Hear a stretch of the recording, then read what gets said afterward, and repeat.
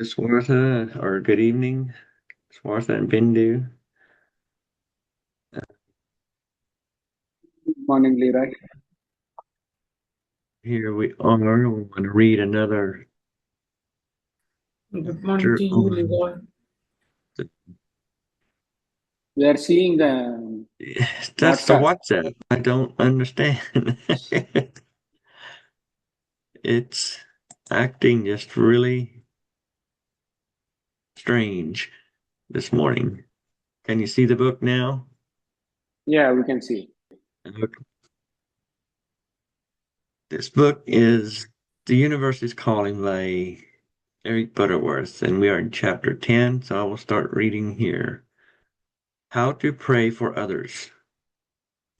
You may wonder, when we talk about eliminating so much of the ritual of prayer, what about the beautiful prayers of tradition? What about the 23rd Psalm, the 91st Psalm, the Lord's Prayer? Such works, beautiful as they are, have no special credit with God. They are poems, quiet reveries, spiritual musings that may lift your spirits, but they are important only to the degree that they do uplift us.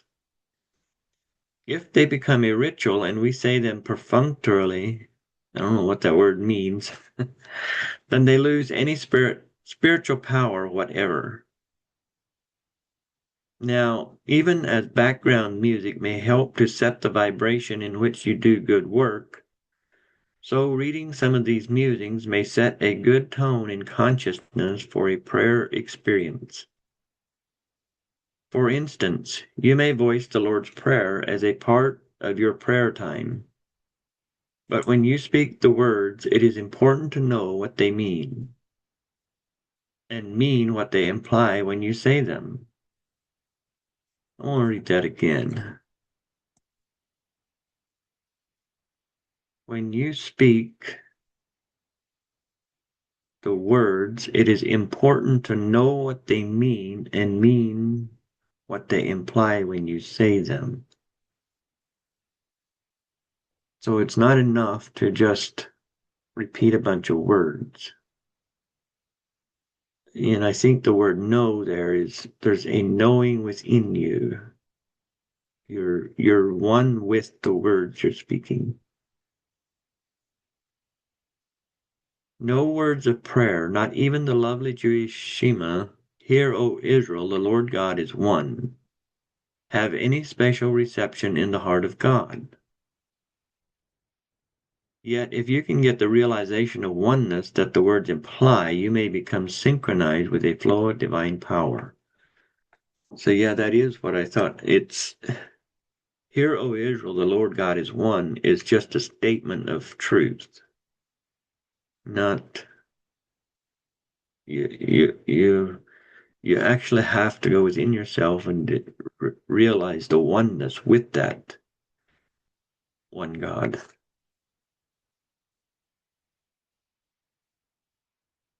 The psalmist heard the universe calling, and he listened, and the words of the 23rd Psalm flowed forth through him. You may hear the universe calling as you read the words of the psalm, and in the same way you will open the intuitive flow in you, unfolding as your own song of life. Now you may be thinking, okay, this emphasis on oneness in prayer is good. I am not to pray to God for help, but to know my oneness and to pray from that consciousness. But how do I pray for others? Can I change their life by changing my thoughts? Perhaps you should ask yourself, why do I want to change another person? It is a great waste of human energy. This frustrated desire or effort to change other people, to help a loved one to overcome a weakness or heal an illness, or resolve conflicts, to make antagonists cease antagonizing. Changing other people may well be meddling in their affairs. I said it is a waste of energy to try to change another. Not because people can't change, but because change is a growth process from within the person's own self. And that is so true. Uh, Wayne Dyer said, when you change the way you look at things, the things you look at change. So it would seem like other people have changed, but if we haven't truly changed the way we look at things, we will keep seeing them as we've always seen them. They will be to us what they've always been. Uh, and yeah, the growth happens within each one of us. More often than not, the desire to change other people is the desire to make them into something they are not. But the plain truth is, they can never be other than what they are. Of course, what they are is good enough if they can just stop frustrating their potential. They need only to be themselves, just more so than ever before.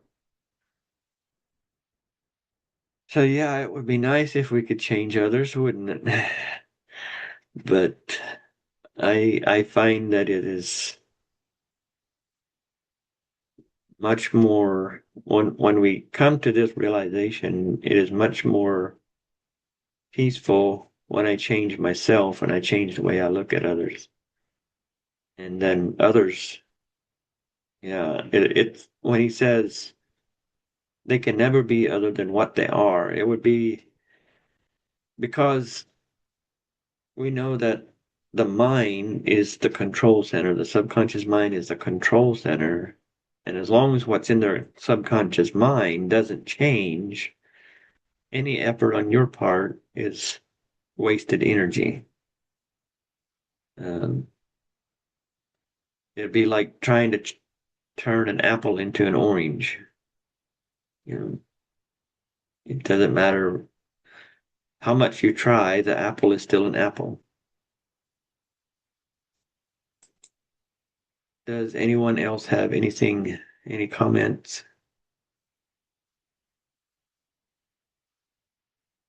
Or would you care to read? Okay, I'll go ahead. You may say, but shouldn't we try to help people who are hurting? Isn't it natural for a good person to be concerned? Of course it is natural. It is also natural for your finger to burn when it touches a hot stove. But you would respond reflexively and pull your finger away before there was a burn. When you are concerned about one who is ill or who is facing a crisis, you may suffer with that person vicariously. You hurt too. You may say, my heart bleeds for you.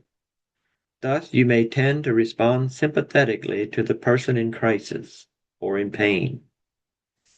It is very human to have a concern, but it is not wise to act impulsively on the concern in human consciousness. As long as an impulsive concern leads the way in prayer, you will fail to achieve positive results. The important need is not to try to effect some change in other people, but to make some changes in your thoughts about them. Don't try to set them right, but rather to see them rightly. And this is a favorite line that he quotes in his recordings. And I really like that. It's not about trying to set things right, but to see them rightly. See them as you would want them to be. And to see them rightly, you must get rid of some narrow frames of reference and get out of the feeling of concern.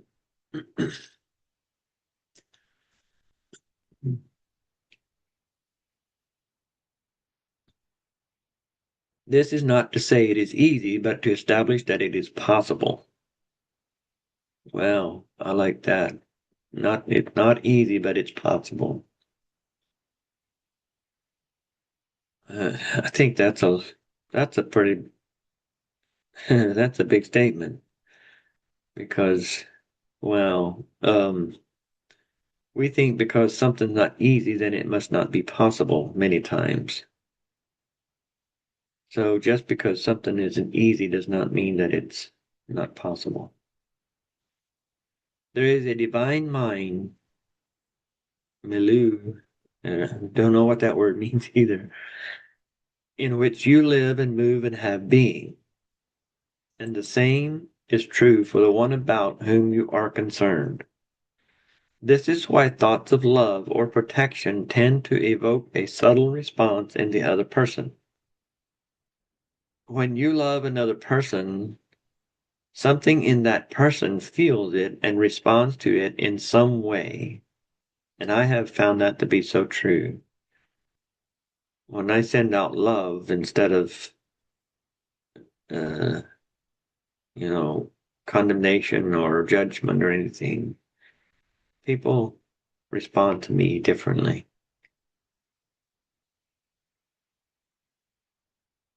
And when you think about the person you love, there is a response in that person to your thought. Research has revealed that plants in a room show a measurable response on an EKG to strong thoughts and emotions about them. Praise and love them, they tend to flourish. Curse or criticize them, and they may be stunted. If it is true of plants, it seems more than likely that it is also true of people. Thus, when you worry about a loved one, the child on the way home from school, the wayward youth who has run off to some commune, the husband with the alcohol problem, the friend in the hospital, you are putting the full weight of your consciousness on the side of their difficulty. You are hindering their progress. You actually become a part of their problem. When you want to help someone about whom you are concerned, the important work is to be done in you. As far as you are concerned, the problems out there, no matter what or whom they involve, exist in your mind. Whoa, that's a big one. Your prejudice, your fears, and your anxious concern. So your work initially is to change your thoughts, to heal and resolve your concern. Does anybody have any comments so far on what we read? No? Or does someone want to read? I can read, but it is going very deep, Leroy. It requires a lot of preparation to understand this at least. Yeah. All right. Yeah, I can read.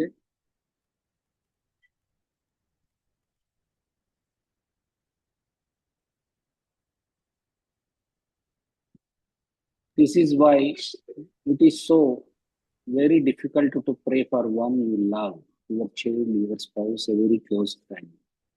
You may defend your anxious concern by saying, but you don't understand. It's my baby. But I do understand. I have been there. You must make a choice. Do you want to help your baby or do you insist on standing in their way? You must heal your concern.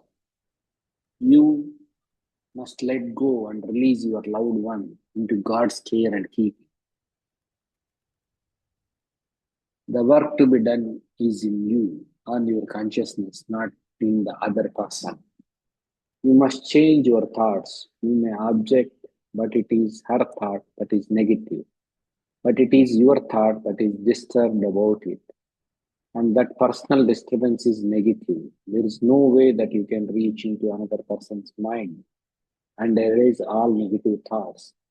Despite your great love for them, you can only radiate what I call the contagion of triumphant spirit that comes when you clear your own mind and get yourself centered and tuned.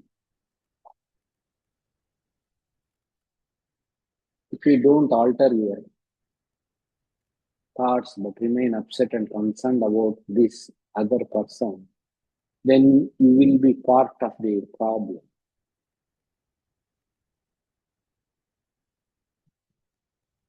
Any thoughts or do you want me to continue?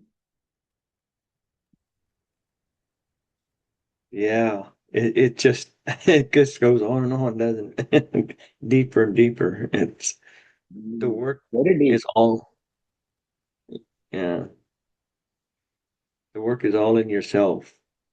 And because yeah, if you put out the negative energy, you keep Mm, the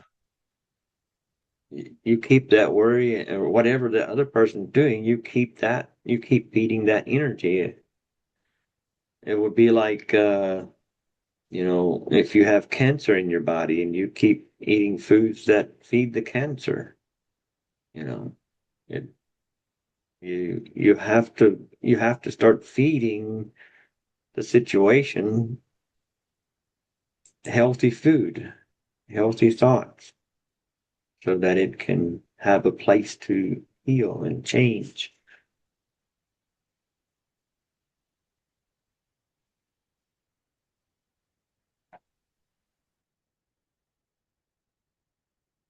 okay. Continue reading. Yeah, if you want to. I think this Or, chapter was Yeah, meant for me. go ahead. Repeat that. No, I was telling, I think this chapter was meant for me. I can but explain right now, but still, what I was doing is uh, producing negative thoughts. Yeah, we should reverse That's it. Only, yeah, the yeah. same way, but if we have to grow, uh, thoughts are the things, as we say, our environment changes with our thoughts. So the other Yeah. persons also are included in our environment.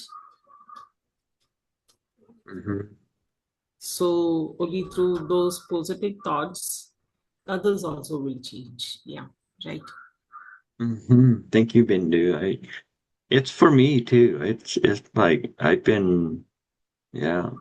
kind of realized in the last few days that I've, you know, been harboring negative thoughts and like, okay, yeah, I can, I can't change others, you know, I got to change my thoughts about Yeah. them. So yeah, this is just really, this is pretty deep stuff. Okay. Would you care to read, Bindu? Yeah.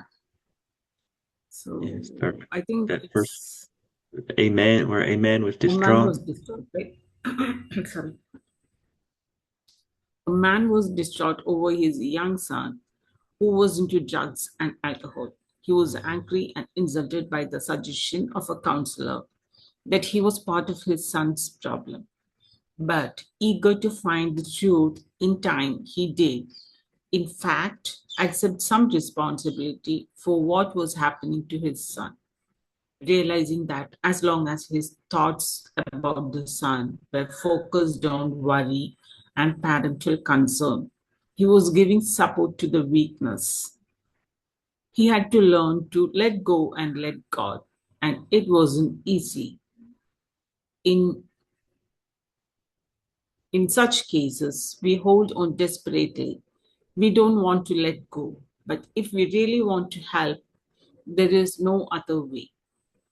This father worked diligently to alter his anxious concern, and then he prayed not to God about his son, but from the consciousness of God, projecting this consciousness to the son, saluting the divinity in him. Can I read that sentence once more? This father worked diligently to alter his anxious concern, and then he prayed not to God about his son, but from the consciousness of God, projecting this consciousness to the son, saluting the divinity in him, seeing him strong and whole. Yeah.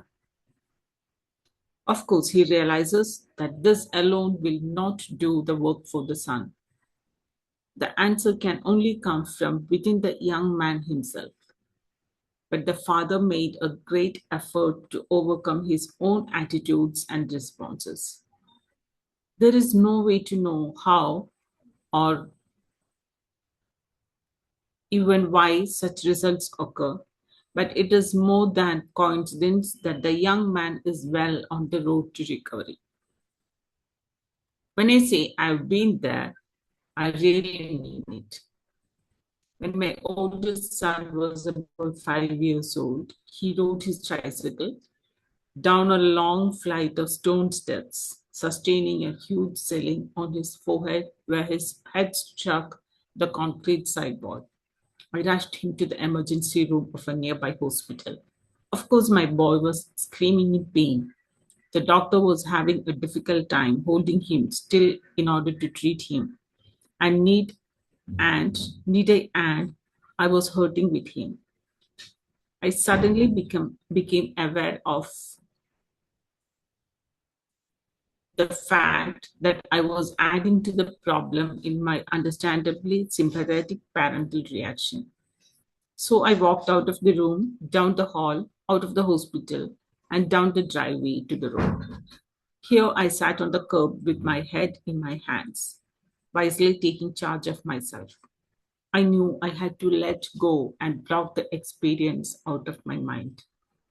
It was not easy, for thoughts of, but this is my son, kept clamoring for attention.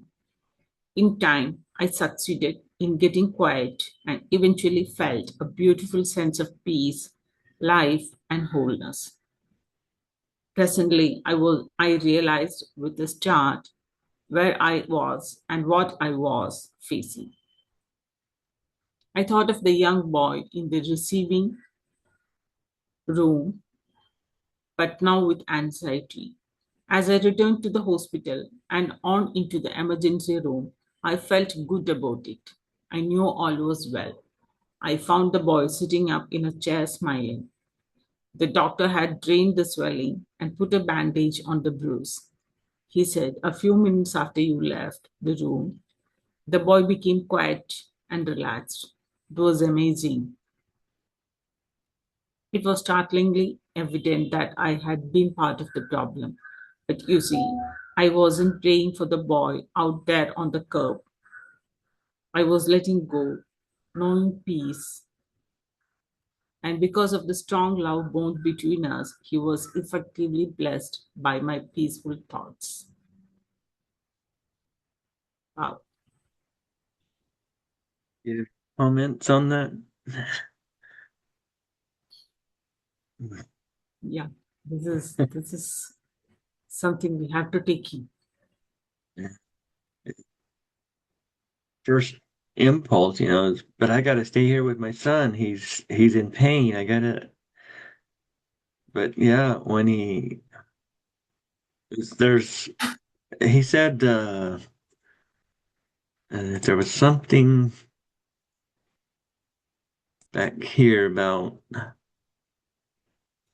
don't not knowing. Oh, you, there's no way to know how or even why such results occur, but it is more than coincidence that the young man is well on the road to recovery. So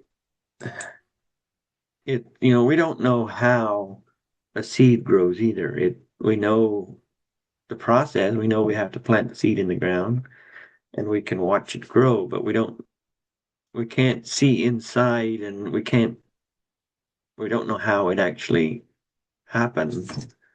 But I always tend to think this is the same way. There's something invisible that is happening that we cannot, there's a connection.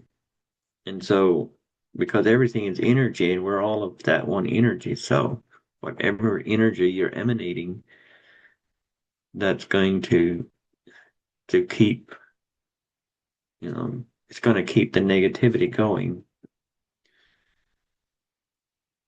Yeah, I actually, my youngest son had a kidney transplant a little over a year ago.